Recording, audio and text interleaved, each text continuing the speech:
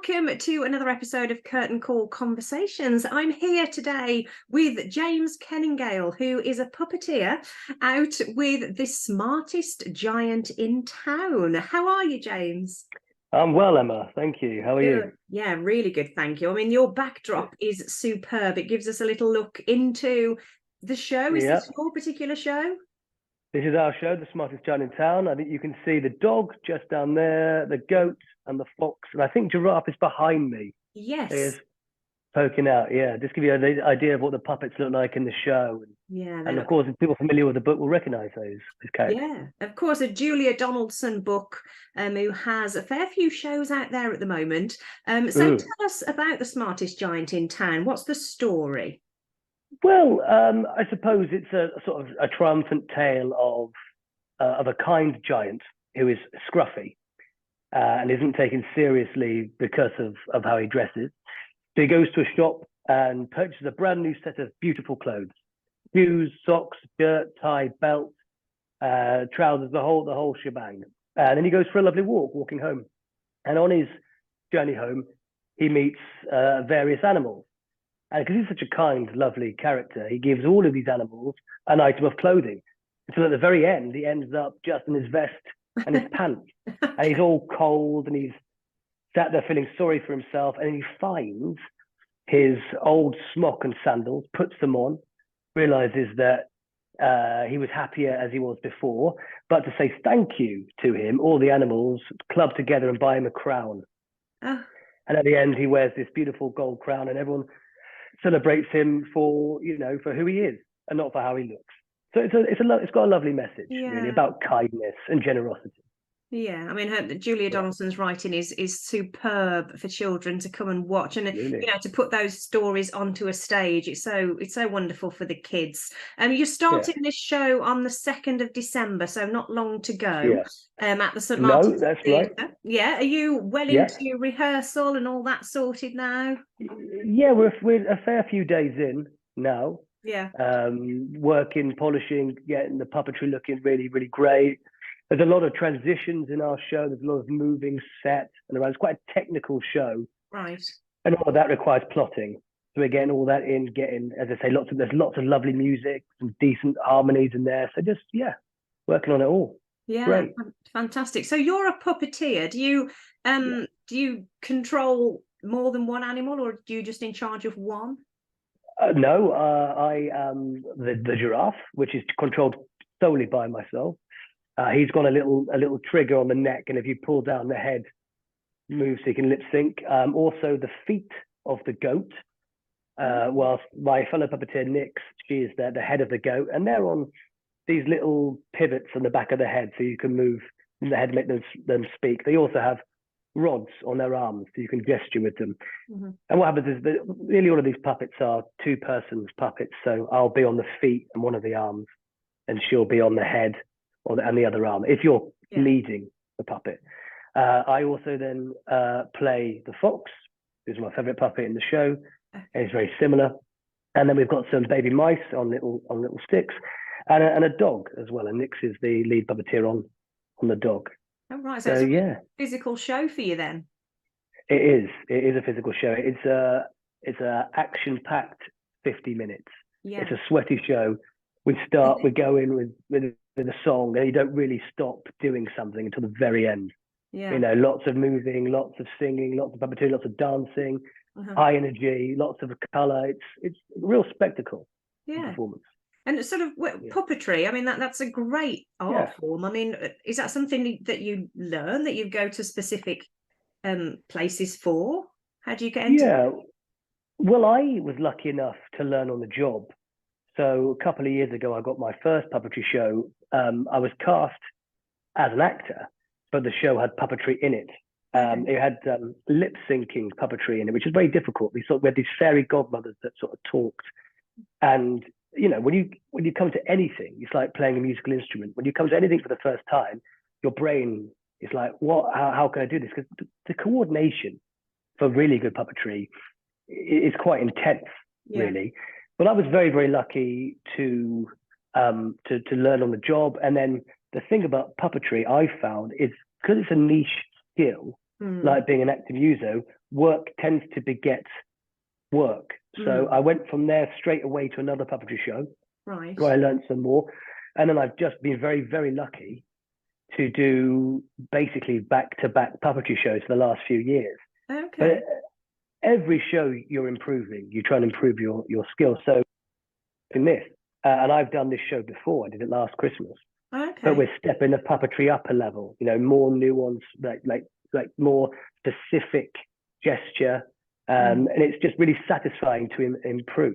But that is, I am lucky to be afforded that, because I know a lot of people, when they want to break into puppetry, they don't know where to start, because it's like that catch-22 thing. You think, well, I can't be a puppeteer unless someone teaches me. Yeah. But often puppeteers learn on the job. So there are some great classes out there, some great courses, that you can pay for. I mean, Little Angel, who I'm working with, they offer fantastic puppetry courses, for beginners, intermediates, and advanced. And or if someone's at home and they want to puppeteer, I would recommend just watching some YouTube videos, making some basic puppets. You can make a really basic puppet out of a balloon and a carrier bag, like blow a little balloon for a face, put it inside a carrier bag, and then try and make it walk and think and breathe. Yeah. And like stuff like that, you can just practice, really. Yeah. Well, that's really interesting. You've never thought about it like that before. I suppose you can sort of teach yourself to do it in a way, but having the extra help. Yeah, absolutely. And the problem solving. Yeah. And I noticed that you toured with going on a bear hunt, which I think is a fantastic story. And you did the UK and US tour for that. I mean, how was that experience for you? What's the difference in audience like? Wow. What a wonderful question. That was my second job at a drama school. So that was in 2014. Yeah. In a show directed by Sally Cookson, which is an incredible opportunity to work with her. And it's a really funny, joyous clowning show, which is the sort of work I love to make. But American audiences are obviously very different to British audiences. They're much more vocal. Yeah. And of course, they have bears in the States, right? We were in Alaska for 3 weeks. Right in their summer, so it went dark for about 45 minutes a night in Alaska. It's this beautiful twilight world, and we were there like being chased by the bear at the end of the show. And these kids are going like, "Oh my God, it's a bear! Kill it! Kill it!" I'm going, "Oh my gosh!" Oh no! You know what I mean? Yeah. So that was a bit strange. But then you'd look out your window in the morning, you've got black bears going through the rubbish. Like we'd have foxes. So that was strange, but American audiences were extremely generous with their reactions and their gasps, and especially the kids, and that was a real treat. It was, one of the best jobs I've ever done, because it was 6 months and we did 49 states. Oh, wow. And it was just what an opportunity. Yeah, what a way to see a country. Yeah, it's fantastic. I know. Yeah, and to get paid to do it. Yes, it's incredible. That helps. Yeah. Yeah, definitely. So what is it that you love about sort of children's theatre, James? I love everything about it. I love that children's imaginations are so strong that they respond to everything you do. And you can't trick kids, really, because they see things very literally and very immediately. They don't have such a sort of sense of irony that adults have. So you can't patronize them. You just got to play to them, and they meet you. They absolutely meet your energy. You never have to work, I find, to get a great audience of children going. They're there at the start of the show. Yeah. Sometimes I've done performances of Shakespeare on a Sunday afternoon when you really have to work to get the audience on your side. Kids are there straight away. Yeah. And if you give them what they want, which is essentially just silliness and energy and commitment, then they give it all back to you. Yeah. And we've got one of the days we're doing 3 shows. On a Sunday we do 3 shows, and this is a 50-minute workout of a show. And on that third performance, you really need those waves of energy from the children coming back at you, and it makes such a difference, really. Yeah. I love the work that dictates. Silly, fun, like that's the sort of stuff I love as a person, as a performer. Yeah. I like being silly and singing and clowning around and making people laugh, and kids are so receptive to that. Yeah, And it's a real absolutely. treat. This show is a real treat to do. Yeah, yeah, absolutely. So where is your love of performing coming from? Um, well, I've always loved it. I mean, when I was at school, we did school plays. Mm. Um, but you did your old Bugsy Malone in year 8, Yeah. the Wizard of Oz in year 9, Oliver Twist in year 10. Yeah. I think a lot of schools do the similar sort of shows, and I really enjoyed it. When I was growing up, I wasn't able to go to any acting classes or dance classes or music lessons when I was a kid. So when I went to university, I went to Warwick, and they had a really fantastic drama society. And I just made the most of those opportunities, really. And then lucky enough to go to drama school. Mm. So I guess it's just, for me, acting has always been a way to express myself, to the desire to be at times other people, to explore, different worlds. It's always been very satisfying to me, Yeah. really. And just to get paid to be silly is Mm. it's such a wonderful opportunity. Yeah. I mean, is the bulk of your work in children's theatre, or have you sort of Mm. mixed it up with other? Yeah, it has been the last few years, especially once you get into puppetry, because, as I said, there is work. There is very work there if you meet the right people. I've done quite a bit of Shakespeare. I've done some musical theatre, Okay. Oh, and right. again, that variety is lovely, because nobody wants to keep doing the same thing Yeah. all the time. Variety is great. Yeah, of course. I mean, musical theatre is my first love. Right. Yeah. What shows did you do musical theatre wise? Well, I mean, I've done like R&Ds on that sort of stuff. So sort of concert work, really. But I would love to one day do a West End show. Yeah. That would be the dream. But I mean, the standard of singing for that is quite, it's a bit higher than where I am right now. But Dwayne, who is our giant, Yeah. has done some West End stuff. I think he was in Kinky Boots, and if people come and see the show, they'll get the opportunity to hear a performer who can really, really, really sing. Yeah. I mean, he's got the most incredible rich voice. I'm a pretty good singer, but I consider myself a puppeteer who sings, as opposed to a singer who puppeteers. Oh, okay. Really. Yeah. That's how I consider myself. Yeah. Yeah. But yeah. It's nice to have And that Shakespeare, of variety, course. isn't it? Yeah. Yeah. Yeah. Yeah. Absolutely. What's your favourite musical? Oh, that is a good question. I think it's Miss Saigon. Oh yeah, I think absolutely. I'm a bit old school and I like older musicals. I mean, I love jukebox musicals now because there's so many different sort of ones out there, and Juliet specifically, I think is pretty fantastic. But I also love sort of new musical theatre. I think it's really important to get new shows through as much as we all love the old classics and what absolutely. have you. But yeah, Miss Saigon for me, I think, is probably my number one. And we're due another tour soon, I would think, because it's not been around for a while. Yeah. No, I don't remember the last time I've seen it. The last musical I saw, which I've absolutely loved, was Operation Mincemeat. Oh, I've still not seen that. Oh, it's so brilliant. It's so brilliant, so clever and witty and beautifully performed. I've seen it 3 times. Oh, have you? Now, yeah. And if you get the chance to see that, yes, I definitely well on worth the it. list. Yeah, definitely. Yeah. I mean, how is performing in London for you? I mean, do you enjoy it, or do you prefer sort of touring around? Oh no, it's so lovely to be here at Christmas. Yeah. To be in town for Christmas is a real treat. Just hop on the Central Line and you're in at work. I mean, I've done quite a lot of pantos and Christmas shows in regional theatres, and I actually love that. I like being in a place for Christmas. I did a couple of shows in Worcester at the Swan Theatre, pantos there, and it's really fun to be, doing a show for Christmas. But it's very nice to be able to go back to your actual home, to have that space at the end of the day. That's really, really nice. And obviously being in the West End is an incredible privilege. I mean, every day going to the stage door of St. Martin's is the sort of stuff you dream about when you are in drama school. That thrill. Yeah, every day still gets you.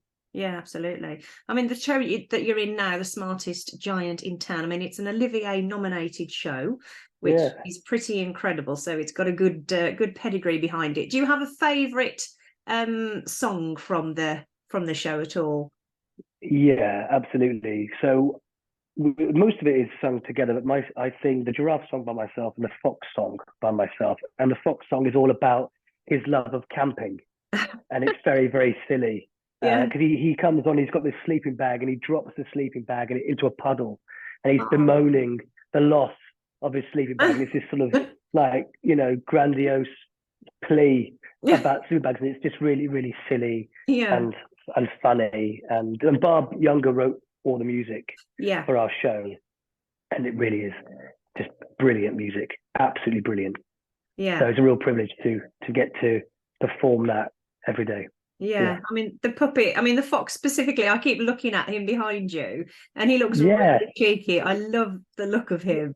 I think yeah, they're, I can grab him if you want to have oh, a slightly yes. closer Oh, look. yeah. Please, please Yeah, do. That would be amazing. yeah, here See he him in is. action. Oh, wow. Yeah, yeah. So he's Oh, wow. this is the fox, and as you can see, hello, white, am I white?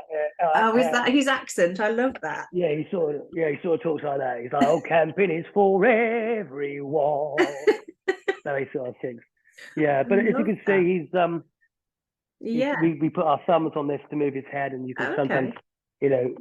get on the head, Yeah. yourself. But he's great fun. He's got a beautiful little hat He on, has. and any fans of the book will notice that they look exactly like they do Mm. in the books. They're really quite brilliant. Yeah, I think it's Yeah, such they a were designed by visual. Judith Hope.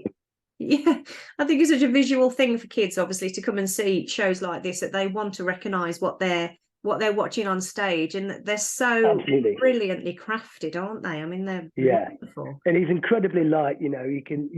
One person can Yeah. operate him, as you can see there Oh, with the wow. feet. And so when you've got two people on him, Yeah. you can really make them very expressive, Hmm. and just that subtle movement is what brings them to life.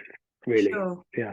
Do you when you puppeteer a character like that, are you sort of, what worries me about puppeteers is the way they're sometimes bent over, and I often think on their backs. I mean, I went to see The Lion, the Witch and the Wardrobe last Oh, night, and like the guys that are puppeteering that, there's one inside and like constantly sort of hunched over. I mean, it's obviously, does that affect you in any way? you've got to be careful. Yeah. Yeah, you've got to put it all into your legs and not into your back, Yeah. because you can hurt yourself, and it is exhausting. I mean, these are beautiful light puppets, but if you ever see people doing bigger puppets, like the puppetry in Life of Pi, for example, the people that are Yes. inside the tiger, Yeah. supporting the tiger, in Warhorse, the people that Gosh, hold the yes. horse, Yeah. you've got to be really, really strong. Yeah. And when when you start puppeteering, presentation is to always put it into Mm. the back, Yeah. but no, you'll absolutely exhaust yourself. So you've got to Yes. really keep it all in the legs, keep Mm. your spine lengthened, and just be careful. But good puppets, they make it easy for you. Yeah. Nice and light. Nice and easy to manipulate and to use. Yeah. And just got to take care of yourself, Well, really. absolutely. Yeah. I mean, it's so fantastic and it's great to see. What's his name? Is he just Fox or has he got a name? It's just Fox, Okay. yeah. I mean, yeah, because I suppose I've never actually given him a name, because for me he's the epitome of foxiness. Really, he's like he's slightly sly, he's a little bit cunning. Yeah. Um, he's a sort of a wily character. But of course, in the story, everything rhymes. You see, it's giraffe and scarf, goat and boat, fox and socks, Yeah. and so they really sort of are archetypally, the animals that they are, really. Yeah. I mean, it's fantastic to see them up close. Yeah, It's yeah. such a privilege to be able to see that. So thank you for doing that. That's right. Absolute So pleasure. yeah, that's great. Thank you so much, James, for this chat. It's been really lovely. As I No say, worries. show opens on the 2nd of December at St Martin's Theatre in the West End of London. Wishing you all the best for the run and whatever comes up Thank you. next for you. And thank you for taking the time. Oh, it's an absolute pleasure. Thank you for having me. Thank Cheers. you. Thanks Take very much. care. Take Cheers. care. Bye Bye-bye. bye. Bye-bye.